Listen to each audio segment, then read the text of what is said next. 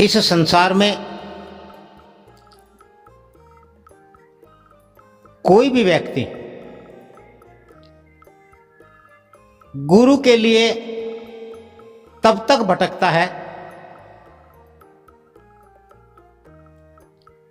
जब तक उसके मन में या उसके हृदय में गुरु पाने की पूरी श्रद्धा पैदा ना हो जाए। गुरु और शिष्य दोनों एक दूसरे के लिए हैं। गुरु और शिष्य दोनों खोज का विषय है। गुरु पूर्ण होता है, शिष्य को पूर्ण होना होता है। गुरु पूर्ण करता है, शिष्य पूर्ण होना चाहता है। जिसके भाग, जिसके पूर्व जन्मों के कर्म इतने प्रबल हों, इतने शुभ पुण्य हों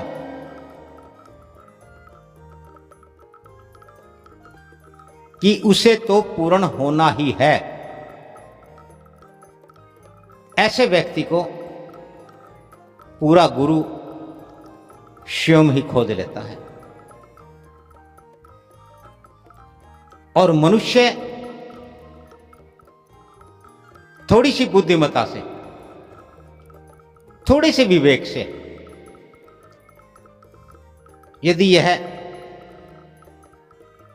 जान ले कि जीवन क्यों है, जन्म क्या है, गुरु के बिना, सद्गुरु के बिना ये जीवन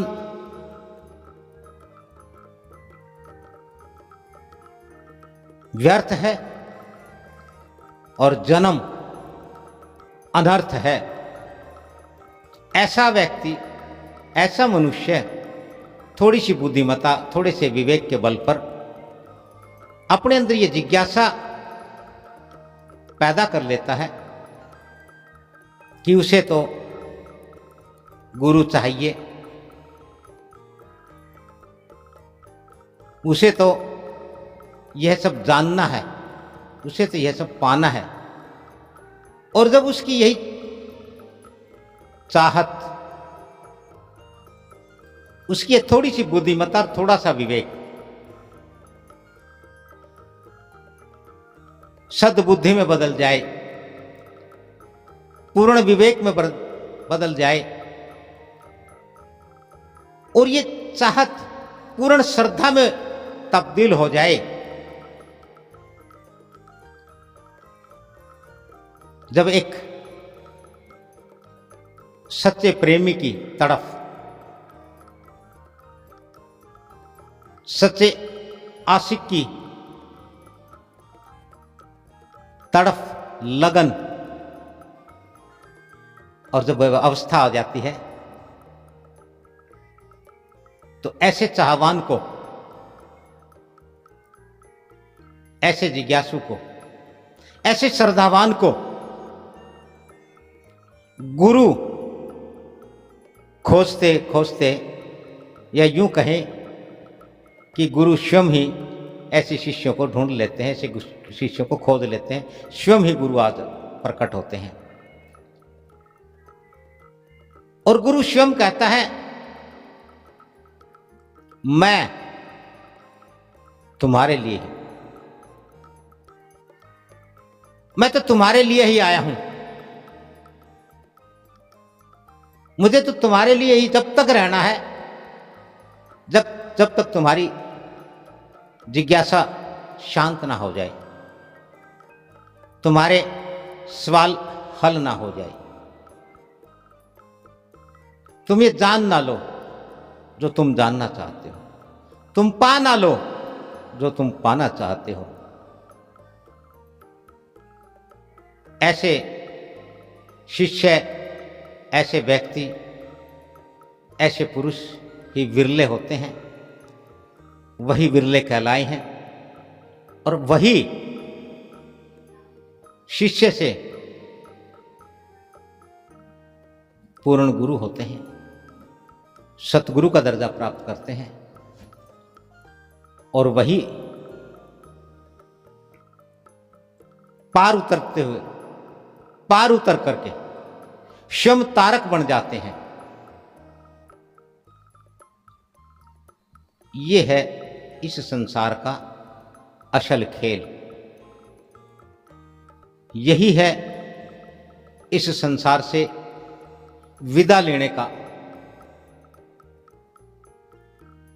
यही है इस संसार से रुखसत होने का। इसीलिए उस परम पिता परमात्मा ने, उस सर्वशक्तिमान ने, उस भगवान ने, उस प्रकृति ने सृष्टि की रचना की, जीवों की उत्पत्ति की और जीव के लिए अनेक प्रकार के रंग, रूप, स्वाद, अनुभव न जाने क्या क्या बनाए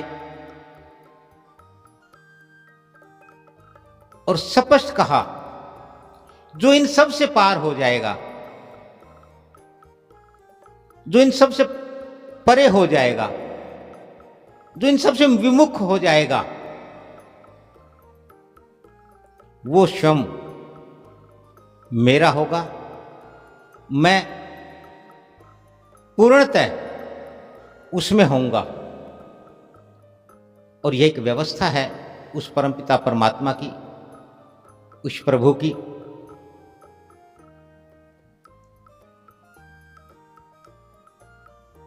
तो गुरु ने धर्म से कहा कि हे धर्म, ना तो मैं जानता हूं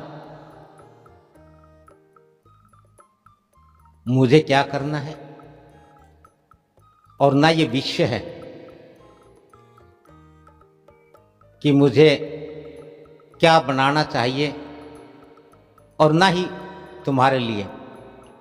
हमें अपना वो कर्म करना है जो हमें पूर्णता प्रदान करता है। हमें वो सब करना है जो हमें निश्चिंतता प्रदान करता है, जिसको पाकर के हम पूर्ण हो जाएं, निश्चिंत हो जाएं, जिसको पाकर के कुछ शेष ना रह जाए, कुछ और ना रह जाए। उसके बाद स्वयं तुम जान जाओगे किसे क्या करना है और किसे क्या नहीं करना है। और इस प्रकार से गुरु और शिष्य, शिष्य और गुरु दोनों अनेक विषयों पर अपनी चर्चा जारी रखते हुए इस संसार में विचरण करते हैं। जब भी शिष्य के मन में, धर्म के मन में कोई सवाल उत्पन्न होता है, गुरु बड़ी ही सहजता और सरलता के साथ, सौम्यता के साथ उसका हल करते हैं, उसका जवाब देते हैं। और धर्म भी गुरु के वचनों को पूर्ण श्रद्धा के साथ, पूरे ध्यान से एकाग्रचित होकर के सुनते हैं। और एक दिन गुरु धर्म से कहते हैं कि धर्म, तुझे क्या करना है? भविष्य के बारे में अभी कुछ न जान, भविष्य का आदेश, भविष्य का संदेश तुझे प्राप्त हो जाएगा। आज वर्तमान में जो तू करने के लिए आया है वही कर, वही तुझे पूर्णता प्रदान करेगा, वही तुझे निश्चितता प्रदान करेगा। और जब मनुष्य वो पूर्णता, वो निश्चिंतता प्राप्त कर लेता है और फिर यदि कुछ इस संसार के लिए करना शेष रह जाता है,